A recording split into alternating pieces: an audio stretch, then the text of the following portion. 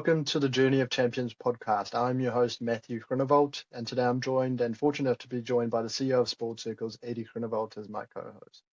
Today we have multiple guests who are all experts and global leaders in sport governance, development, and social impact. Joining us is Annemarie Hill, Professor David McGillivray, and Dr. Ruth Crabtree. Welcome and enjoy the podcast.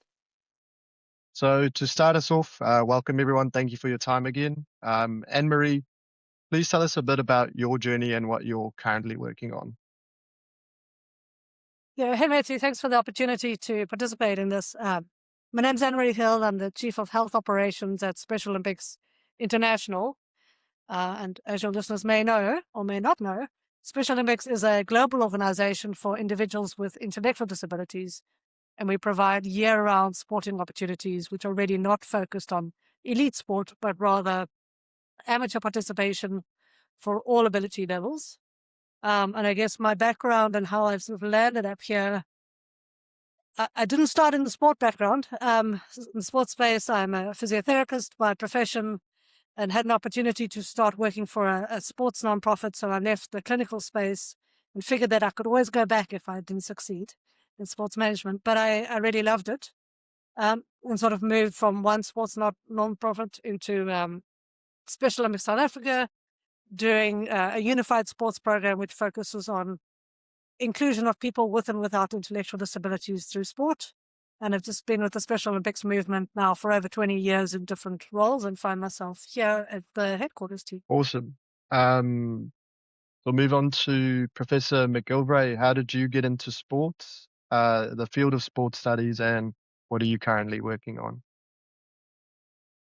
Thank you, Matthew. Yeah, my name's Dave McGillivray. I'm a professor in event and digital cultures at the University of the West of Scotland in Scotland, and also the director of the Centre for Culture, Sport and Events. And I guess my interest in sport and is really based on sport events. I kind of believe that sport events are very powerful things.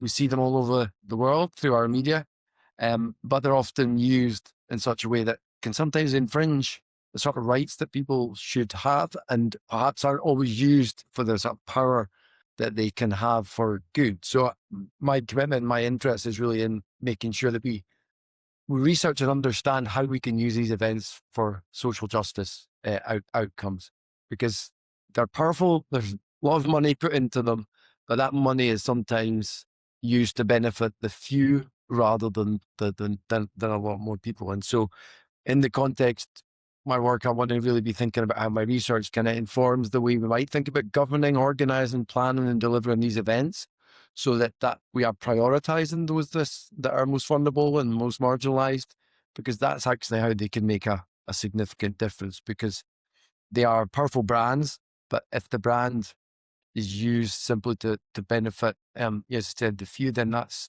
a missed opportunity. So my commitment really is to try and translate the academic knowledge into knowledge that can actually then help organize these events better. Awesome. And we'll move on to Dr. Crabtree. Just a bit of a side note, I've read many of your papers during my studies in sports development here in New Zealand. So it's awesome to put a face to the name that was referenced a lot in my papers there during my time at university. Where did your journey start, and where you currently work? Where are you currently at with your work? Thanks, Matthew. Thanks for your kind words, and thanks for the invite today to talk here.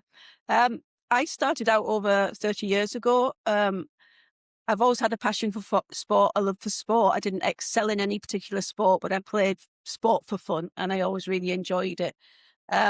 I was working in outdoor camps and doing some work like that. Then I got offered the opportunity to do a PhD up at Northumbria University in Newcastle in England. So I kind of fell into academia, and I kind of fell into teaching. I was doing part-time teaching whilst I was doing my PhD, and I fell in love with teaching. And it's a real passion of mine. Seeing people grow, developing confidence and learn new things is what I love. So I'm currently working in Sheffield Hallam University, where I head up the School of Sport and Physical Activity. And I'm also currently sitting as president on the World Association of Sport Management. So a big part of, and you might have seen in some of my papers, is looking at student engagement. How do we get the best out of student engagement? what are the barriers to students fully engaging? And that's a little bit of what of the research I do as well. So just going back to Annemarie, you've overseen health programming across 7 global regions. What would you say is the biggest gap you still see between sports participation and accessible healthcare for athletes with intellectual disabilities? Yeah, they're quite different sectors, Matthew, the sort of sports sector and the health sector. So, I mean, many of the barriers aren't the same. But I think if we think about the barriers that are the same, one is sort of the disability sector at large, because the disability sector it's quite fragmented, includes all different disability types.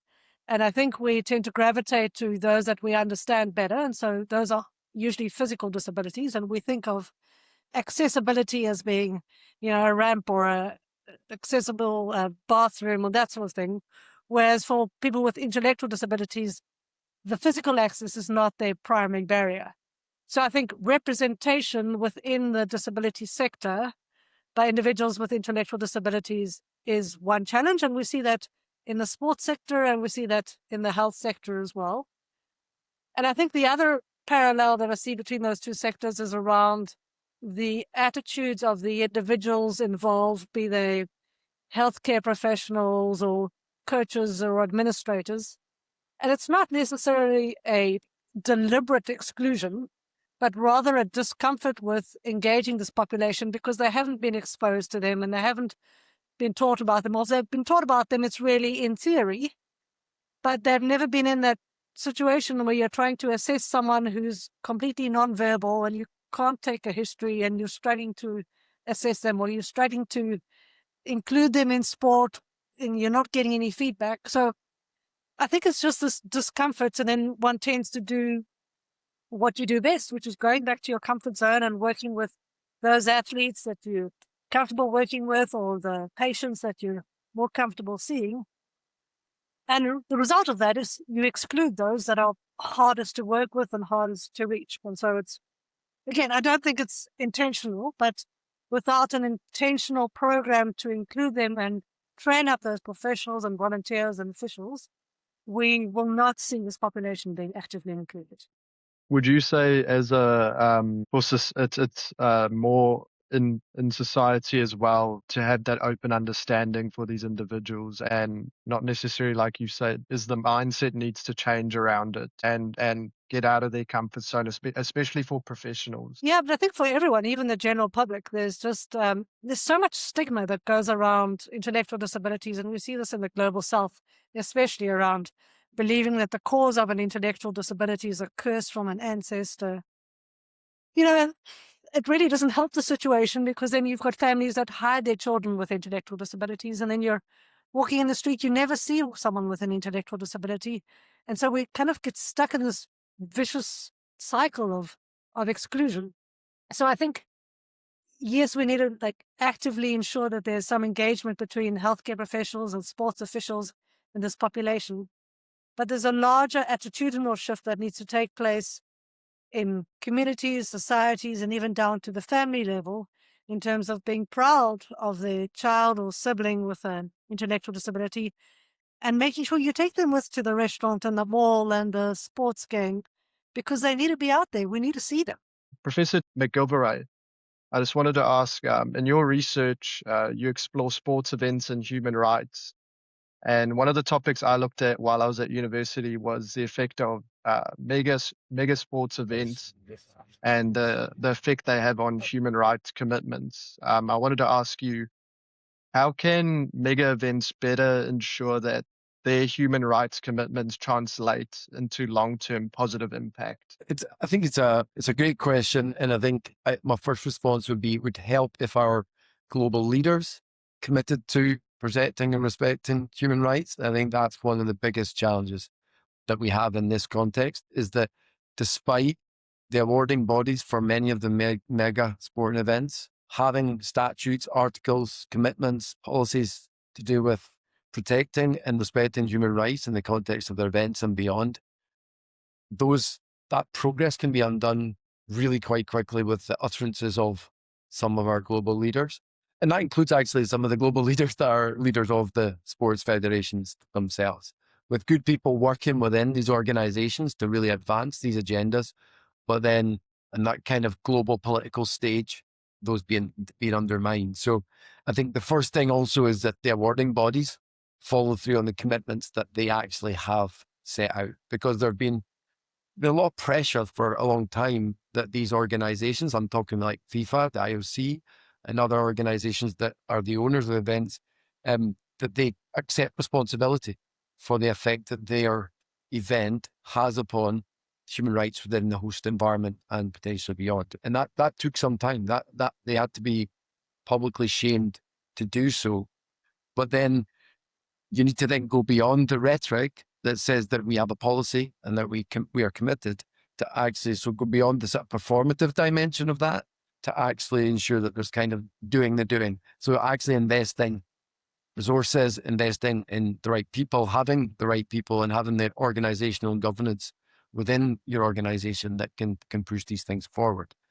So, sports organizations, I think, have a role to play here too, because sports organizations also are in the space of, we had a discussion this morning about inclusion, in ensuring the inclusion is embedded within organizations, what that might mean.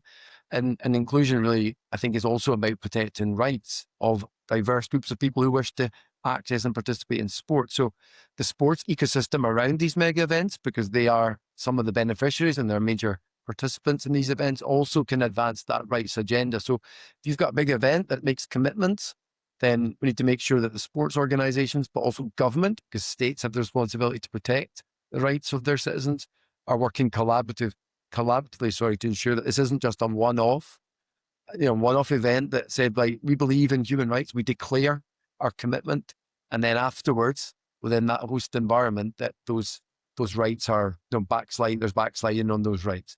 So a good example, I think, is in the context of even things like disability rights and the way in which, being in the UK, like post-London 2012 Olympic and Paralympic Games, there was this sense that we'd sorted disability, awareness and attitudes towards disability.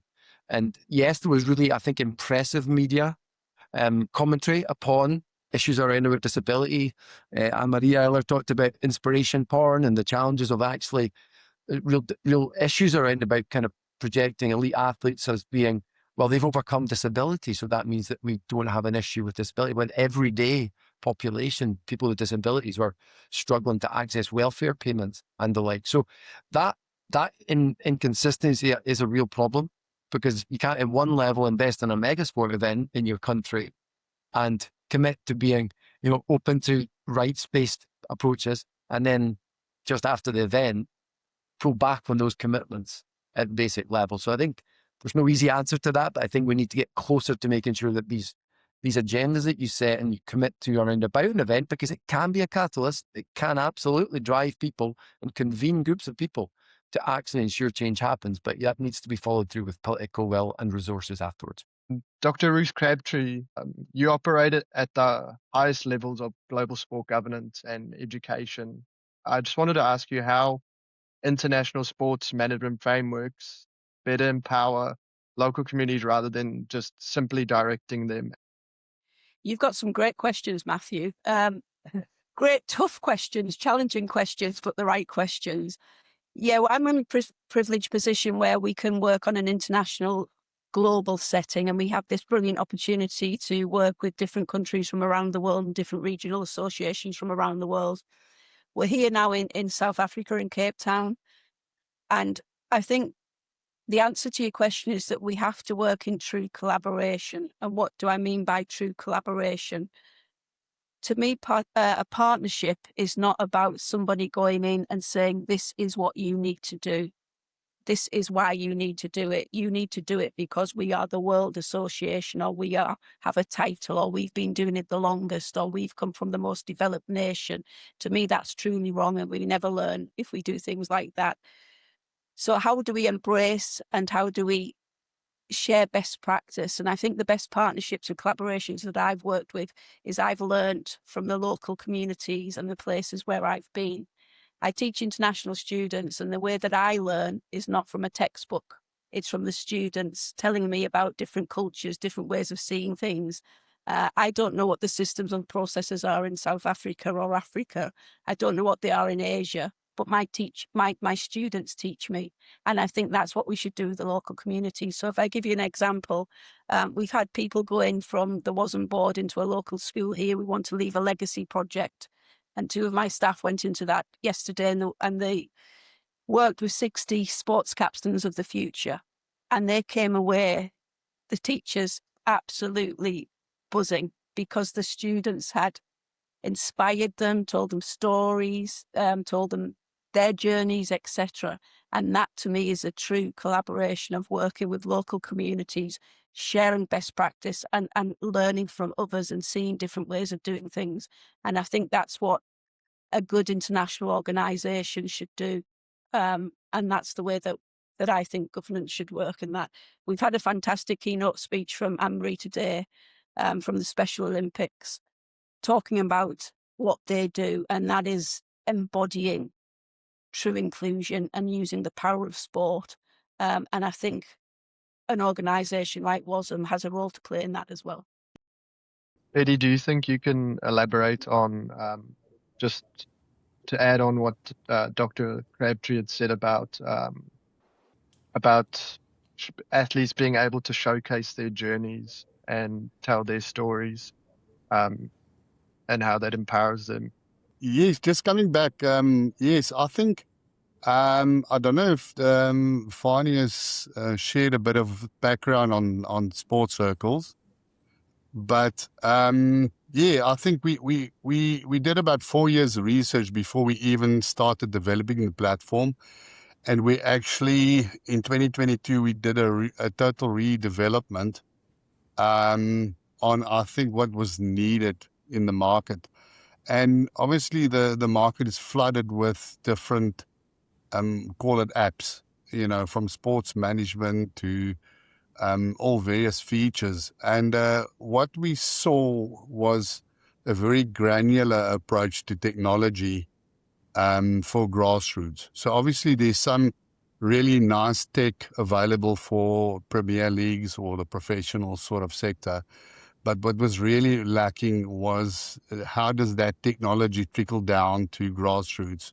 And there's a couple of different sectors in the grassroots side as well, from developed countries to developing countries, continental divides, and then obviously language and all of that. And I think we've got to a point where we can facilitate cohesive integration into communities, but also right up to like federation level. And then what we've tried to do is, in essence, is a total upliftment, a whole ecosystem about upliftment. So starting off with introduction, starting secondly with acceptance, and then and more than acceptance, maybe starting off with education from a tolerance perspective. So how do different groups tolerate each other? Is it the cultural differences? And then from a toleration perspective, then feed them back into total acceptance. So, and how do we do that? We build a ecosystem where everybody has a pathway, everybody has a story to tell, and everybody has a safe space to do that. And we've taken, and although, I mean, and it's probably evident with any technology throughout the decades and centuries, is that in a lot of cases it can be used for the good, but it can also sometimes be used for the bad. So what we've tried to do is eliminate, for instance, there is areas of social media that's not healthy. We've tried to steer clear of that sort of side, and it's more an enablement of, call it digital media. But it's really a comprehensive ecosystem, and it's not to counter anyone's hard work out there. It's more, come and join us. And we've got various interfaces that we actually see best of practice in a certain area, and then we engage with that company and say, well, become a partner. And I think we also reach out to people like yourselves, your organizations that you collaborate with, or and we chase the athletes, we chase the grassroots foundations. So for us as an organization, it starts with the upliftment and activation of those youth rather than chase the money. Obviously, we are a business, we do need to survive, but first and foremost, our whole drive is the athlete, is the student, is the athlete, and maybe even we want to become that platform where we can transition those guys into the professional sort of realm and be recognized. Awesome. Thank you, Eddie. Going back to Annemarie, during your time leading at the Special Olympics South Africa, participation grew significantly. I just wanted to ask what operational decisions made the biggest difference in your opinion, and what lessons could you provide for emerging sports organizations to apply? Yeah, I'm happy to share my formula. It's not particularly sophisticated, so don't be disappointed if I don't blow your socks off. So essentially, the premise to what I was trying to do is to improve the base of the pyramid, so really increase participation in Special Olympics, and therefore ensure that representation at the highest level was representative, especially demographically, of the rest of the country. Because, just to be very frank, Special Olympics South Africa at the time that I came in was quite white, and it wasn't national. It was in 4 out of the 9 provinces. So, and even within those 4 provinces, it was really within the urban centers. There hadn't been a lot of effort made to extend into the rural areas where there's obviously plenty of need, but it's a lot harder and sometimes more expensive to get to.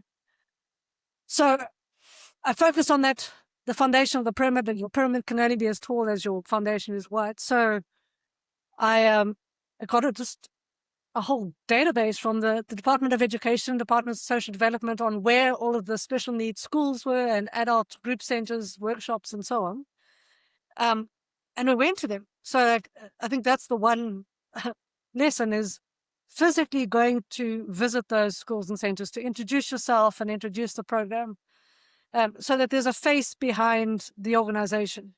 And I know that it was between myself and the team, but like Western Cape, I drove around from Saldanha Bay to George, visiting these schools, speaking to principals, visiting the group homes and explaining who Special Olympics is.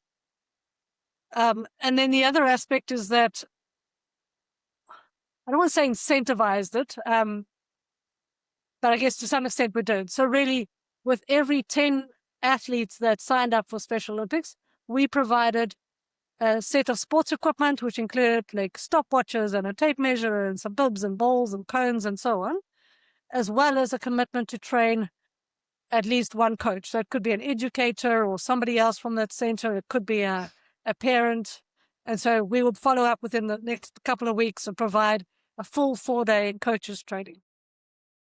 So that was really it. It was like finding out where the potential athletes were, reaching out all of them directly, personally, with a visit, and then setting up what they needed in terms of resources, which was a trained coach and sports equipment to get going.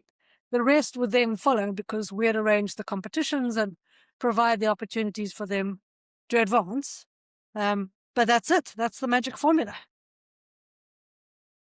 And what would you say was the largest barrier for yourself? Obviously, you said like you guys drove all along the Western Cape, and it was quite difficult. But what would you say was the main barrier in terms of, was it the players getting that base built, or would you say the stage of finding the coaches and volunteers? Because that's something that's a problem in New Zealand, is volunteering with coaches, is it's not necessarily always sustainable. Coaches always come and go, and you'll get teams left with no support in some seasons, specifically for rugby. I've seen it happen a lot in my coaching here. How did you guys combat those challenges, and what was the biggest one? Yeah, I don't think those were our challenges, really. Like, there's so much need out in those rural areas, and no one's reaching out to them with programming. So they were dead keen to get involved. And similarly on the volunteers of educators willing to stick their hands up That wasn't difficult, but I'd say the quality of those individuals was sometimes questionable because in some cases they were looking for the 4 days of board and lodging while you got trained. And then I'd go back to sitting under a tree with a stopwatch and telling the athletes to run around the field. Like, that's not really how we see coaching. But I'd say the biggest barrier was really geography after that and the resources required. So as long as they're training at their special school and having local competitions, that's fine. But as soon as those from the rural areas were invited to a regional or even just a provincial competition, for some of them, that's traveling 200, 300 kilometers. You need to provide accommodation for them, that's ton of meals. Whereas those living in the urban center, it's just a day in and out. And so that was something that we had to find the right balance between us resourcing from a national office versus the skin in the game that the school or the center would need to have in providing the transport for them to participate. And again, some of that came back to relationships with Department of Education and Social Development, where subsidies are provided to those schools for transport, instead of having them approve the event and then the school would be able to use the assigned transport. So we could overcome them, but it required some relationship building and figuring some of the logistics out, which we hadn't really factored in when we were just focused on the outreach and registration of new athletes. Awesome. And David, my next question for you was in regards to you working with, correct me if I'm wrong, the Disability Sports Legacy Projects. What does a socially just, and I'll put in my questions, I have it written down here in quotations for socially just, but what does a socially just sport event truly look like, in your opinion, in practice? Yeah, I mean, I guess we could answer that in many ways. I think in the context of disability-related sport events, and that's not just integrated para-sport events, and obviously there's the events that we've done research on that are integrated, like the Commonwealth Games, which is taking place in Glasgow this year, soon, and those that are separate, where the Olympic Games and Paralympic Games are separate. So we've done research on both of those. But I think one of the things I would say is I think it's important that a socially just event, especially for disability rights, challenges ableist assumptions in everything that we do, because many events, just like many areas of our society, actually operate on that basis. So if you're going to make sure an event is socially just in that context, then you have to ensure that you have the right representation, you have the right decision-making processes and the right people involved in those decision-making processes, you have the right resource that goes alongside that, because these things don't happen by chance. I think that's one thing we know absolutely clearly about sport events, is that if you don't use them for a very specific purpose and you have a clear vision for what you're trying to do with that event, you won't achieve the outcomes that you set. And that's why we have a lot of criticism of these events, because they actually have lots of rhetoric and nice words and fine words, but they don't follow through. And that's usually because they don't have the right structures and systems in place. And for disability events, that could be about the event itself, but it can also be about that wider host environment, that sporting ecosystem, and the way in which you might use the event as a way of developing, supporting, educating, ensuring that you've got the sports system to be more aware of those agendas. And also media and representation is I think, a crucial determinant in that too. But you need resources, you need leadership, you need projects that don't just start at the event and finish just quickly after the event, because those things, again, are the weaknesses of these agendas. So you need something in terms of a policy shift and a systemic policy change that's associated with the event, because again, we know there's usually a fiscal cliff after these events finish, which means that governments, local governments, central government don't tend to have the resource. If that resource hasn't been committed to well in advance of the event, then I think it's likely it won't be there after the event. So you have to really think about leveraging that resource much earlier. And I go back to that clear vision, clear idea. What is the purpose of this event? So I think purpose-led, mission-led events are, I think, where we're going, not necessarily so much with the Olympic Games or the FIFA World Cup, but with events that a host like Glasgow, where I'm based, tries to attract. They're looking at purpose. Why are we attracting this specific event? So if it's about cycling, and we've already had a couple of cycling events, we've already developed a cycling infrastructure, let's get that event, because that event will help us build and push on agendas we've already put in place. If we get an event that we have no history of participation or like, then that is likely just to be a short term, might be a bit immediate exposure, it might be a bit of economic return in the short term. So I'm really keen on the idea that we focus on the sorts of events that we really should be going for because of the policy or strategic environment that we're working within.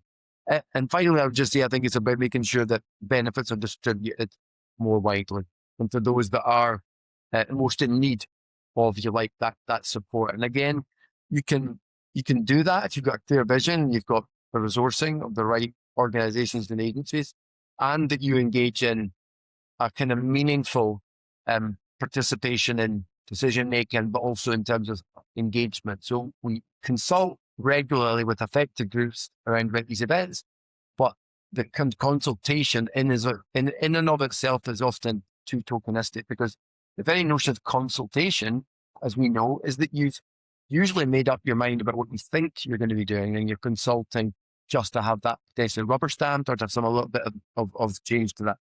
What we need to do is something much more meaningful that's co-created, and that requires you to very early on engage with the groups that you believe are going to be the beneficiaries of these events. Because then, I think as Ruth said, you're going to come up with the right plan. You're going to come up with, you'll be aware of exactly the sorts of issues you're going to need to address as part of that process.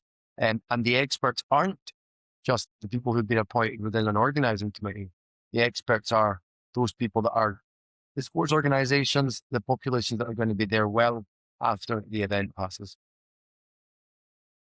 Yeah, it's almost going back to Ruth's point, is the experts are the people on the ground that are most affected by this and have a clear understanding of how it affects them and the challenges they have to face day in and day out. I just want to add, Marty, one of the challenges is that organising companies' committees are temporary organisations, and that in governance terms, you have a struggle because you appoint experts in organising games, organising events, and they're often not there soon after the event passes. So they are often parachuted in. They are experts. They know how to manage the logistics of an event or otherwise. So you need to find the right governance structure that can enable there to be continuity before, during, and after the event. And we find that really difficult in major events, I think.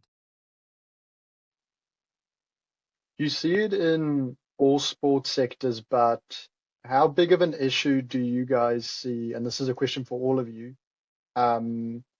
how big of an issue do you guys see resource distribution in the disabled sports sector?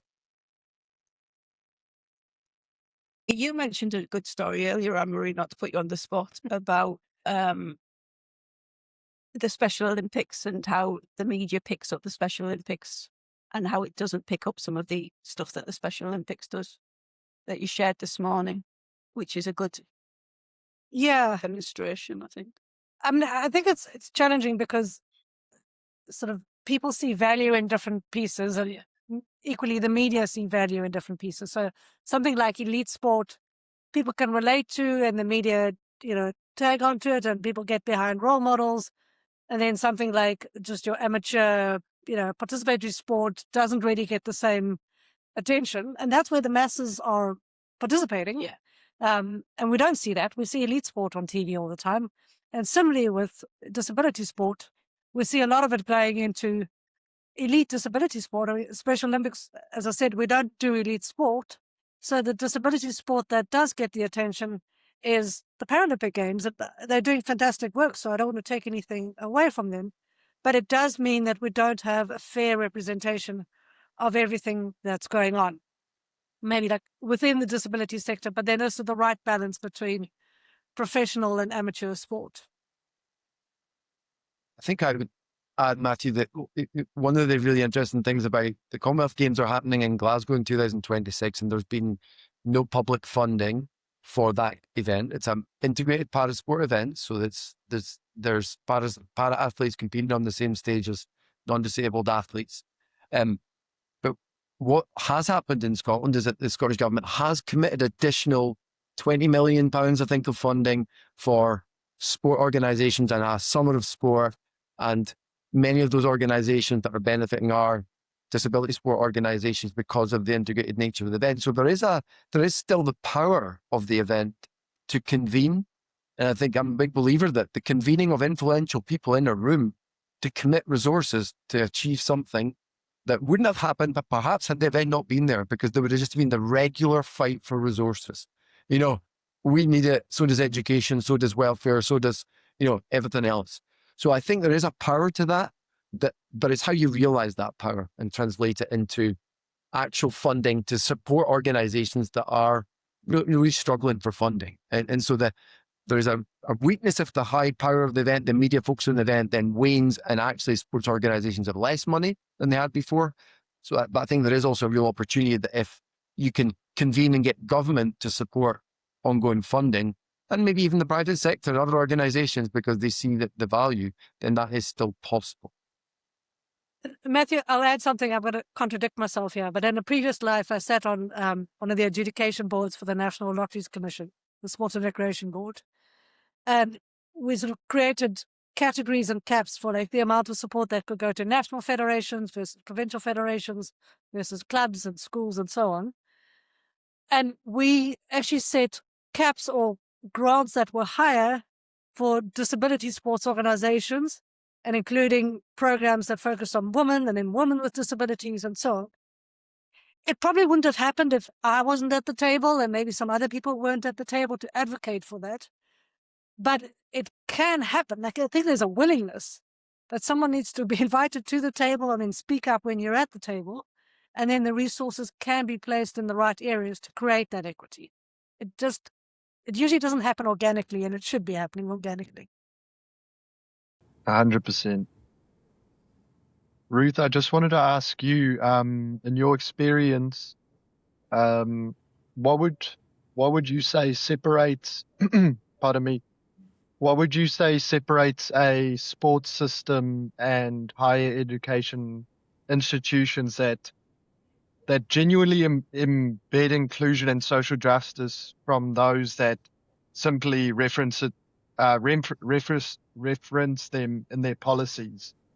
Yeah, another good question, Matthew. And David's touched on some of that story as well.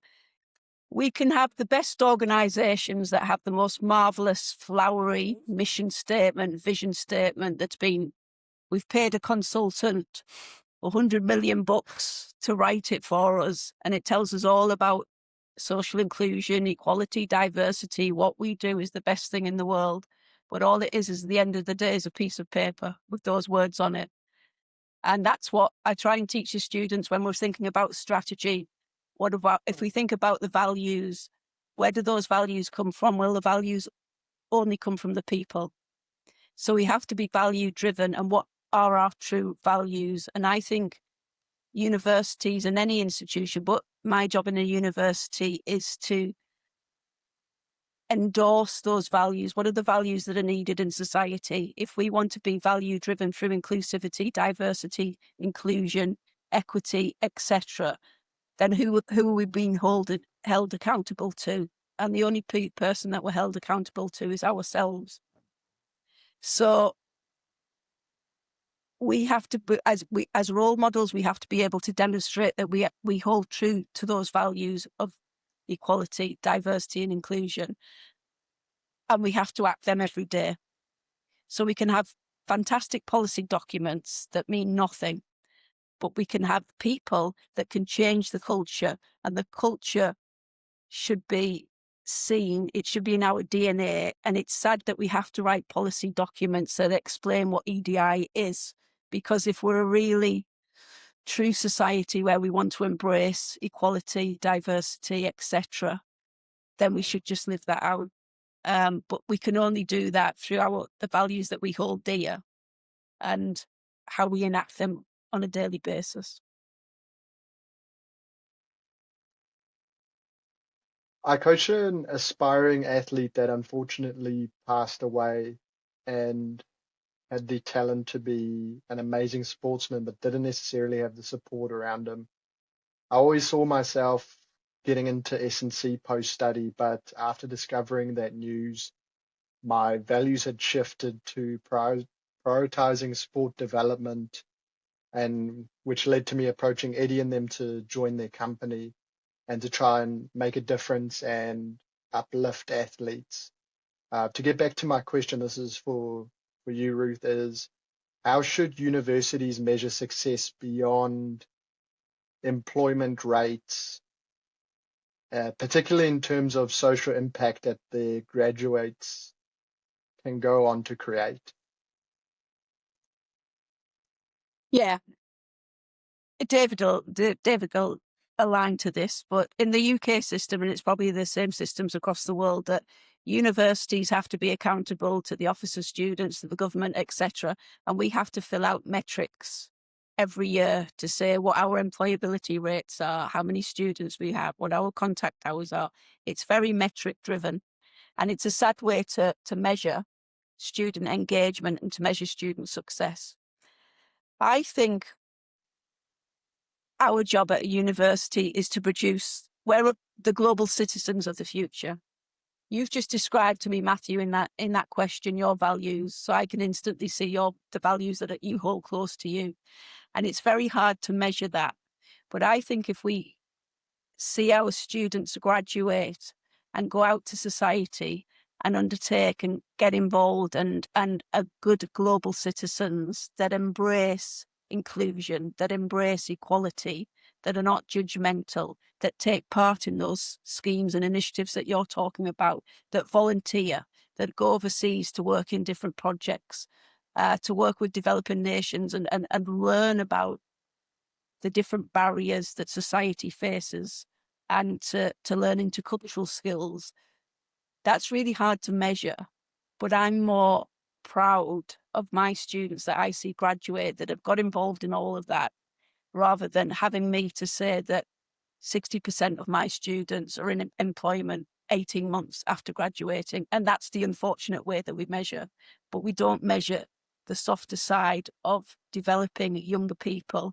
We're only custodians, and in 10 years' time, Matthew, you'll be running the sports management industry or the sports development industry, etc. So we have a role to play, and the young global citizens that are coming through, they're going to be taking over the sports industry. And that, I think, is more important than a simple employment metric that we're measured on in the UK system. And maybe I can piggyback off that, because you send students, you went yourself to the games in Berlin. I think that's hugely impactful for those students. And like, some of them will go to disability sport because of that experience, or they will change their major, or they'll focus their PhD, or whatever the case is. But I think we underestimate how important lecturers and those experiences are, especially at that age. You're so easily influenced. And I went into physiotherapy wanting to be the physio for the Springbok rugby team. So, Matthew, if we went through with our dreams, we might have been on opposing sides. But it was a requirement during my graduate degree that we had to spend 4 weeks of one of our vacations volunteering at community hospitals, of which at least 2 weeks had to be at a rural hospital. So I chose to go up with my friends to the other end of the country, and it was a Catholic mission hospital, and it was brilliant. There wasn't people around for like 200 kilometers, and we traveled to these little satellite clinics. That experience completely changed what I wanted to do with my life. I forgot about sport and the professional piece, and I just wanted to do rural community development, and that's what I ended up doing after I graduated. So I know we don't measure it enough and we don't put enough value on it, but that's what matters. It's some of the invisible things. So Annemarie just mentioned, so we took 20 students to the Berlin Games. We can teach in a classroom from a textbook what does equality mean, what does inclusion mean. But we take 20 students and they're involved, they're volunteering, they're getting involved. Every one of those students, including myself, came back a different person, understanding more about equality, inclusion, etc. We send students out to different projects over in Africa, in Zambia, etc. They all come back different students. we work with local schools. We bring the special educational needs children in, and our students are teaching them. They all experience it. How can we write policy documents on equality when we don't understand the barriers? So all these examples are volunteering examples, added value examples, but they're not included in the metrics of how we measure student success, which is to me not what a university is about. It's about young people, not necessarily just young people, but people coming through a system and truly embracing and understanding and seeing it from a different perspective. That's the most important thing to me. I would just add, Matthew, very quickly, that it also seems to me it's important what the curriculum teaches. So we talked about sport management perhaps here at this conference, and what is a sports management degree? What does it look like? What courses, units are within it? Because actually some of the things we've talked about here, whether it's how do you ensure more equitable or socially just events or sport and environments or ecosystems, that's not about finance, not just about economics. It's not. So there are ways in which we need to really think about what it is that students like you, who said that the development side is actually going to now become a more important part of the way you're thinking about your career, rather than perhaps what you initially thought, which was it's going to be a physiology or the science that dimension. So I think we need to ensure that within the curriculum there are challenging subjects that actually make people engage and think about these values-based kind of leadership and issues of EDI, issues of disability, issues of marginality, and politics within that. Because many of these things are political, and we can't forget that. Even though people don't want sport to have context, to be apolitical, the allocation of resources and debates about those things are always political. So we need our students to understand that if they want to make change happen, and the sort of change we want to happen. I just to add shortly, I also think that we have to see our students as different people. You've just given an anecdote there of a student that could have gone onto a very different path, and unfortunately, it didn't work out that way. But students are different, and one size does not fit all. So it's the duty of the university or the teaching staff to understand who the students are, to understand what those barriers are. This was part of my PhD. You mentioned that students there have caring needs, they may have disability needs, they may have financial needs, it may be geography that Annemarie's mentioned. Not one size fits all. What motivates Matthew might be very different to what motivates Eddie, etc. So we need to find out who our students are and really understand our students, and not have a one size central system fits all. And the best teachers and the best leaders are the ones that know the students inside out.